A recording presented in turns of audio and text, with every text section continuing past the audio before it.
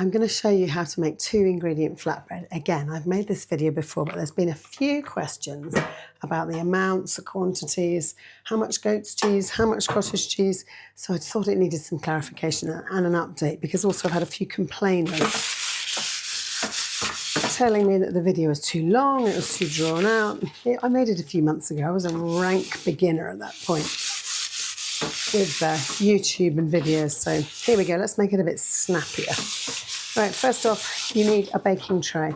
Somebody told me their flatbread turned out like a big cake. I think it was probably in too small a tray. This is quite a big, what's that bit on there? This is quite a big, like a roasting tin. And this is important. You either need a non-stick tin. I don't like non-stick, so I use instead baking paper. And I found some organic baking paper that doesn't have any nasties in it, because apparently even that can have plastics in it.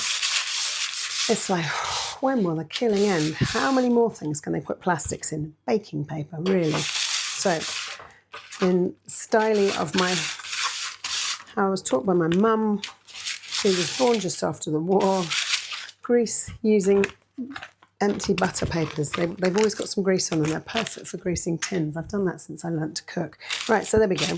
Put some grease on those, put them to one side. 2 ingredients, really easy.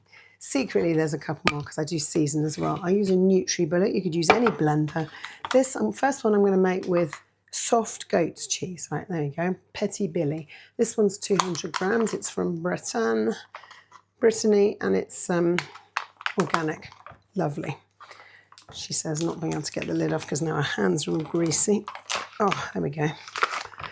So it works. I found it worked with goat's cheese. I couldn't find cottage cheese, so this is a goat's cheese because I live in Andorra and cottage cheese seems to be something that doesn't really exist that much here. But I've subsequently, since I said that, I've actually found that it is here. They just call it something different. And lots of people have told me how you can make cottage cheese by just adding lemon juice to milk. So that's really helpful too. So thanks for that.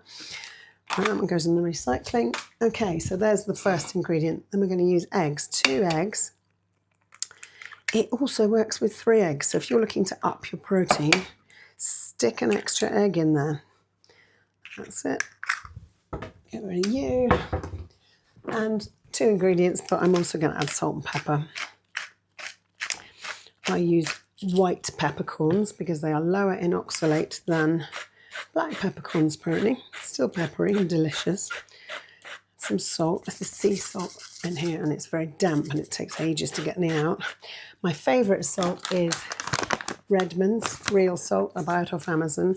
It's a mineral salt. It's been mined from some underground Dead Sea in Utah or somewhere like that, and it doesn't have any of the pollution in it that sea salt now has, because our seas are so polluted. So sorry, I'm very croaky today. I'm just getting over a horrible summer cold. Makes it sound almost nice, doesn't it? It's a summer cold. It's bloody cold. It's just the same as all the other colds. And I haven't been able to speak for days. This is a big improvement. Right, I'm going to pause the video while I blend this. 2 ingredients in the blender.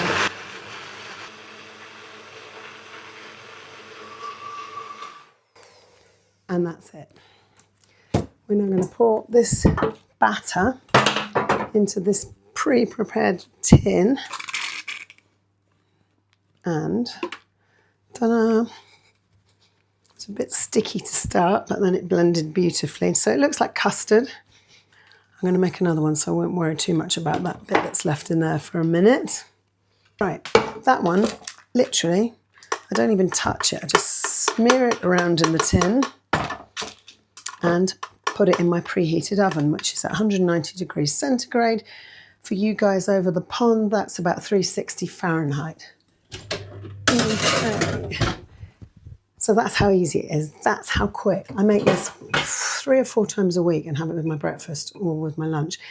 And my mum came up with the most brilliant idea. Thank you, Diana, for your superb idea. And it works because I've tried it. You make these flatbreads, make a couple of them like I'm making. I'm going to do another one, 2 eggs again. And you can use them as lasagna sheets. So if you're following a low-carb diet and you don't eat pasta anymore like me,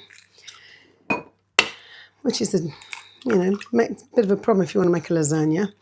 And gluten-free lasagna is full of ingredients I don't want to eat as well. So high blood sugar spiking ingredients. So this is a way of making something, making the sheets that you can then layer up your lasagna with. What a great idea. Let me know if you try that, and let me know how yours turns out. Right, this is called Mató Vaca. This is Catalan, okay, because I live in Andorra. This is the language. Now, this stuff is kind of like, it's sort of like set cream almost. There's another one called Formaggio Fresco, which is exactly like cottage cheese. I had to experiment. The thing with cooking is just experiment. Try it. You know, lots of you have asked me, well, what are the exact ingredients? Oh, you didn't put it in the recipe. Can I have the recipe? The recipe is a pot of cottage cheese, fresh cheese. Look, you can see it's sort of like cottage cheese-like. They make desserts out of this one over here in Andorra. There we go.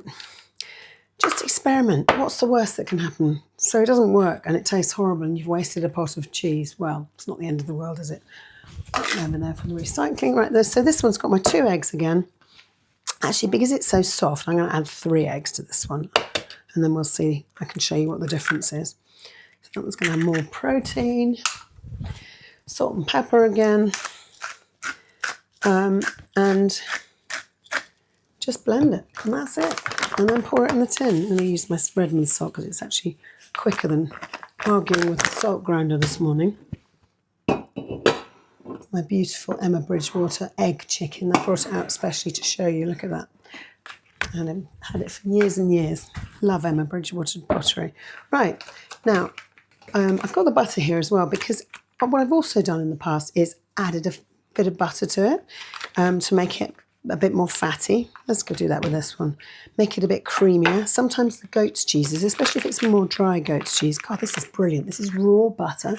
I can't buy raw milk here, but I can buy raw butter made in France. It's really nice too. Put that over there. Right, yeah, the butter just makes it a bit richer. And don't fear fat. We've been told to fear fat. It's a load of nonsense. Fat is good for us. It builds our hormones. It doesn't make us fat. If you don't have fat, your brain's mostly made of fat. So if you don't have fat, first off, your brain doesn't work properly. Get brain fog. Okay, that one's going in the blender. Again, until it's like a custard. That's it. That was literally 20 seconds. I didn't count. Don't count anything. My cooking is very free form. I haven't done a cooking video for ages, but I thought this one needed to be done again. Right, that one's going to go in the dish. So look, it's like custard. Again, like a batter. And this time I'll scrape it out with a spatula. I always think of it being spatula, like spatula Clark. There we go. And that's it. That's how easy it is. That's how I make this. Just, I knock it up before breakfast several times a week, pop it in the oven, cooks while I'm doing my yoga. Bob's your uncle. 20 minutes, 15 minutes later, you have a lovely bread. And as a little bonus while those are cooking, I thought I'd also show you another one of my favourite things that I make. People are always asking me what I eat. I eat pretty similar stuff all through the week. But I do have certain things that I do. It's always a bit dodgy with avocados, isn't it? Is it going to be a good one? Yes, it's a good one. Not, has it gone all brown and stringy?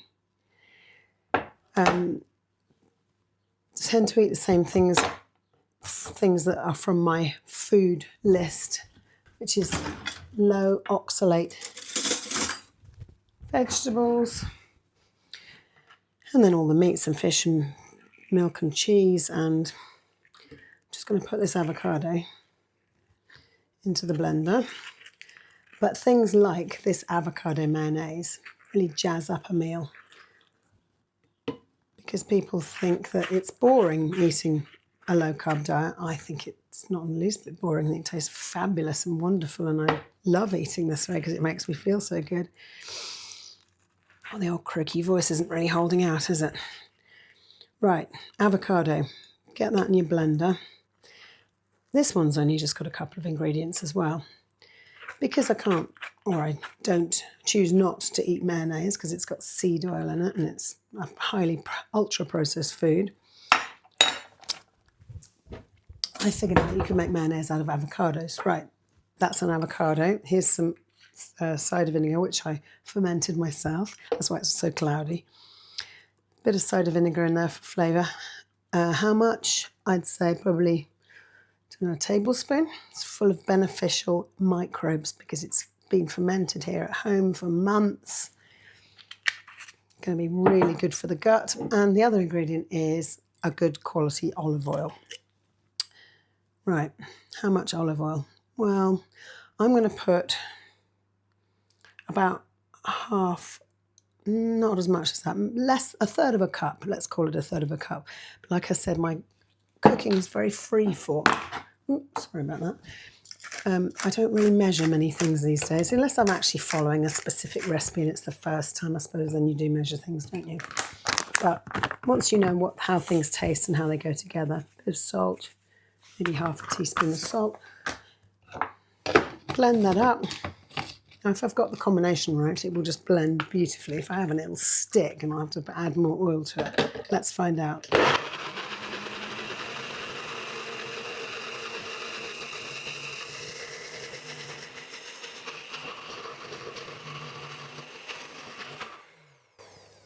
Pretty good. I love my NutriBullet, but they don't last very long, do they? I think this is the third one I'm onto because I do use it every day. And the other thing with NutriBullets is you end up with a lot of stuff stuck around the container. So that's it. That is my avocado mayonnaise. Some might call it guacamole. This one's actually looks a little bit chunky. I could probably have blended it for longer. But the thing is, it tastes brilliant. You can smear it all over those flatbreads when they've cooled down. If you want to make a sort of wrap with them. Actually, that's coming out quite easily today. And you can add extra seasoning to it, extra herbs, whatever you like. You could add some, I don't know, oregano into that. You could add some, you guys over in America have something called bagel seasoning, which I'm really keen to try, and I haven't ever tried it, but it sounds like it's really good. Make it taste like a bagel without being a bagel. All right, let's taste that. And you already know it's going to taste delicious. It tastes of the olive oil. It's got a little bit of piquancy from the cider vinegar. If you really loathe, it's lovely. If you loathe cider vinegar, don't add it. You could add a bit of mustard. Look how beautifully presented that is. I was never much good at the presentation bit. I always thought, oh, you're going to eat it so quickly. Don't waste too much time. I did a cake icing course once and it just went on for weeks. We made this beautiful little bouquet of sugar flowers. It took me so long. And then you just eat the cake and it's all gone. Right, there we go. Avocado mayonnaise. Kind of like mayonnaise. Not really like guacamole, but delicious. Really good for you. Full of beneficial fats and the lovely olive oil in there, full of polyphenols. For those of you that are keen on your polyphenols, that won't be the carnivores then. And that's how easy it is. So it's always a good thing to do with, if you've got an avocado that's, as my dad would say, going home a bit, gone a bit over the hill. You can just quickly make it into avocado mayonnaise. Let's find out how those flatbreads are doing. So there's the first one I put in, which is with the goat's cheese. I'm just going to give that, can you see that? I'm just going to give that a few more minutes because it's a bit pale and insipid looking. So it's been in now for about 12 minutes. You can just give it a couple more. So let's pull them out and see how they're doing. Always forget that one. Okay, so let's see how they turned out. So, like I said, cooking time around about 15 minutes. Yours might take a little bit longer, a little bit less, depends on your oven. This is the one that was made with the creamy stuff rather than the goat's cheese. Get it out without throwing it all over the place. I'll show you. The longer you leave them, the more they kind of set once they're out the oven, so that they become a bit more workable. When they're very hot like this, they're quite easily torn. But you can see, oh, it tastes lovely. You can see it's quite bread-like. It's when it's cooled down a bit, you can make it into There's my knife. Like a sandwich. You can put your things like your avocado on it. It's lovely spread with butter. It's just delicious. And really super quick. Really easy. Let's just put that one over there. To continue cooling down, I'll show you the goat's cheese one. Which was has a bit more colour. And you can see how easy it would be if you wanted to do my mum's idea of making it into lasagna sheets. Look at that. Perfect. Or you can roll them up. Actually, this one's a bit crumbly, but no, it's good. You can roll them up. You can do whatever you want with them. It's just, I just wanted to show you how easy it is to make. And it just gives you another thing that you can make your meals more interesting with, because some people really miss bread and just having something bread-like with a meal. So this is it. So there you go. That one's even nicer with the goat's cheese. So just thought I'd show you what this looks like when it gets cold. So this is the one that had the cheese. It was more like cottage cheese, or actually it was more like a ricotta cheese, that one. And it had 3 eggs and a knob of butter as well. And it's quite solid and easy. You know, you could use that one as a sandwich or a wrap because it doesn't break up. I think that's the addition of the extra egg makes it more workable.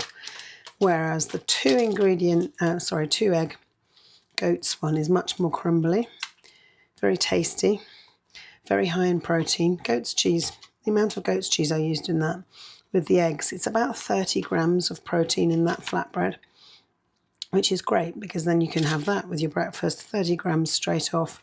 I just ate my breakfast, had a can of mackerel, and which is another 20, and really, really, really high protein, and really, you know, this one, really cheap as well.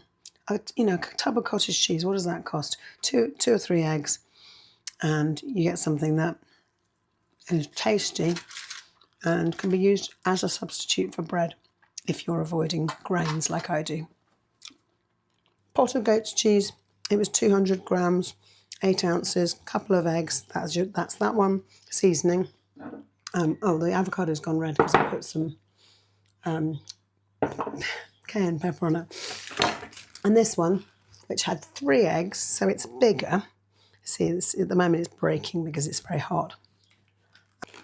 Actually a bit more workable, that one with the 3 eggs. I think the 3 egg makes it a bit easier to do stuff with, but, you know, and it's got more protein. So, hope you enjoyed that. Hope it was helpful. And put your comments below in the description. Let me know how yours turned out. And like I said, it doesn't matter if it doesn't turn out. Chuck it out for the birds, start again, do another one. Works perfectly well with really cheap, basic cottage cheese. You don't have to buy expensive goat's cheese. And thank you for watching. If you enjoyed this video, you might also like one of these 2. And hopefully I will see you on the next one. Bye for now.